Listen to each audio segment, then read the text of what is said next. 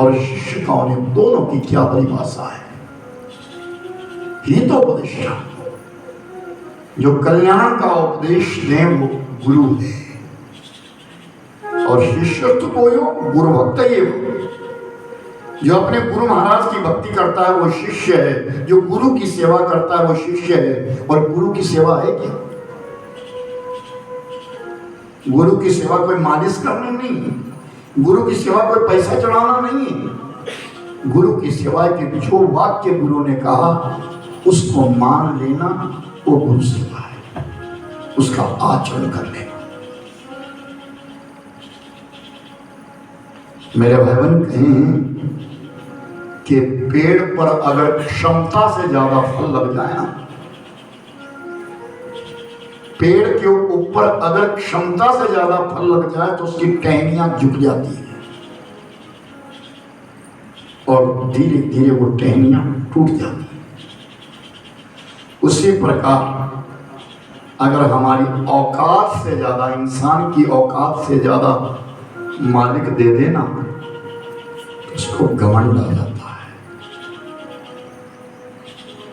और नतीजा ये है कि जिस प्रकार पेड़ धीरे धीरे टहनियां टूट करके खाली हो जाता है, उसी प्रकार इंसान भी अपने रिश्तों से वंचित हो जाता है, छूट जाते हैं। यहाँ मेरे सामने जो बैठे और मेरे नजदीक जो है वो रिटायर्ड पर्सन है, जिन्होंने नौकरियां करी है और उसके बाद अब रिटायर हुए हैं।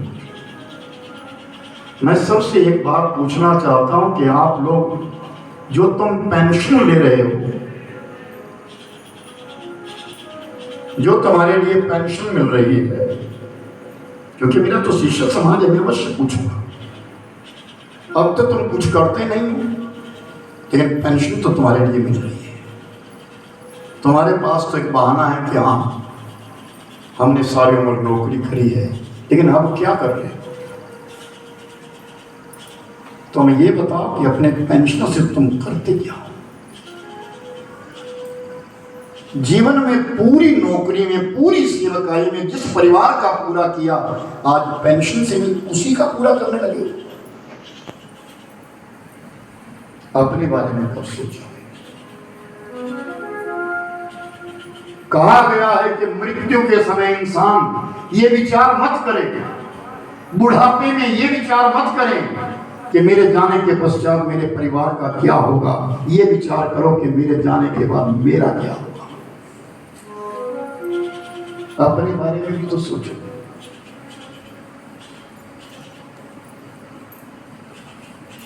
सब पेंशनर है, बहुत सारे लोग यहाँ पेंशनर होते हैं। मैं हर वर्ष देखता हूं कि तुम करते क्या। ये विचारणीय विषय है। तुम्हारी साल की उपलब्धि है क्या? कौन सा तुमने कोई कर्म किया है? अपने घर में किया, किसी मंदिर में किया, या किसी गौशाला में किया, या किसी आश्रम में किया?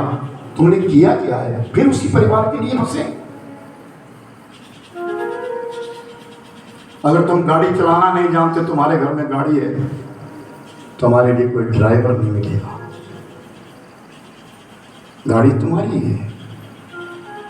मेरे खास व्यक्ति सब में सर्वोपरि थे, आज बेचारे वो चल नहीं सकते। गाड़ी उनके पास है, चलाने वाली संतान है, इन संतान को टाइम नहीं है, वो हम तक पहुंच नहीं सकते।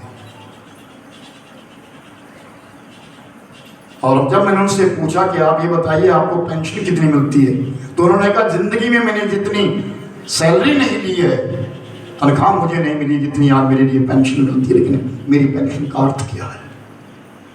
वही परिवार खा रहा है।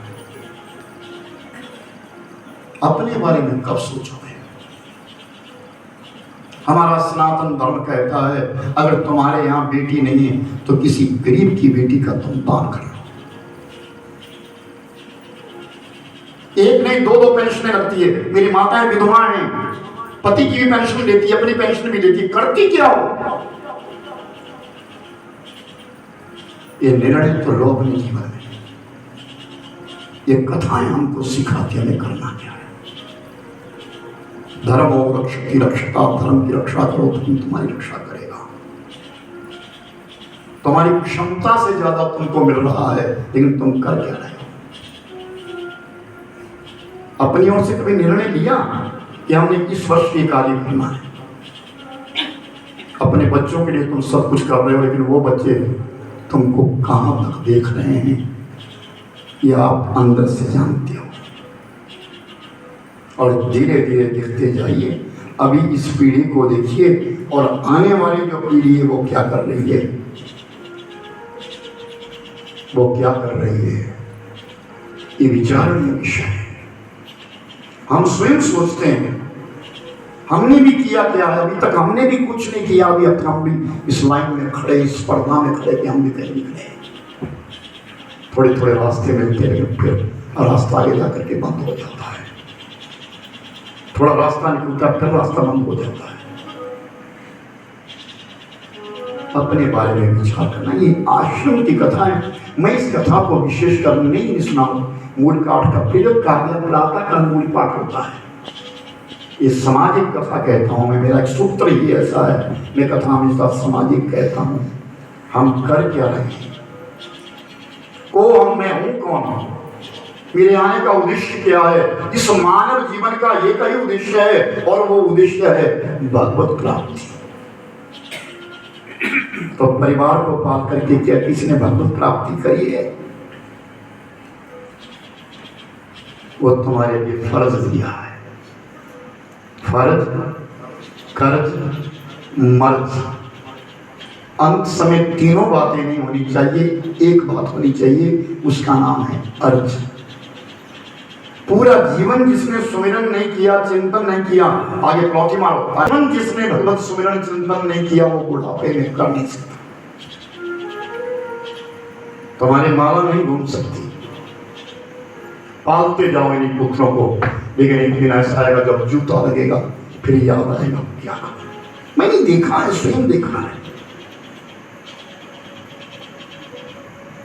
सिर के बाल सफेद ऐसे नहीं होते इंसान के, धूप में नहीं होते, अनुभव से होते हैं। विचार करना, जिस पुत्र को तुम पाल पोस रहे हो, एक दिन उसके मन में विचार ही आ रहा है मेरा कमरा साफ सुथरा है, उस वाले कमरे में माता पिता को देखता है। ये सच्चाई है दुनिया।